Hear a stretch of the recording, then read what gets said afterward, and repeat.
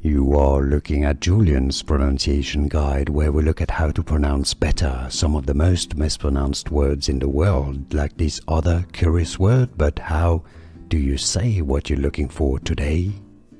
Let's learn once and for all how to pronounce this confusing word. I know it's very confusing, and clarify the pronunciation in English. If you want to learn more medical terms pronunciation, stay tuned. I've got more videos for you. You need to listen to English pronunciation. Lentigines, small pigmented spots on the skin, clearly defined edges.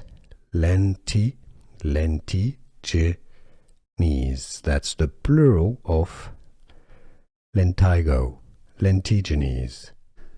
Here are more videos on how to pronounce more confusing words and names too many mispronounced. Like this video if you found it useful. I appreciate your support. I'll see you soon, and thanks for watching.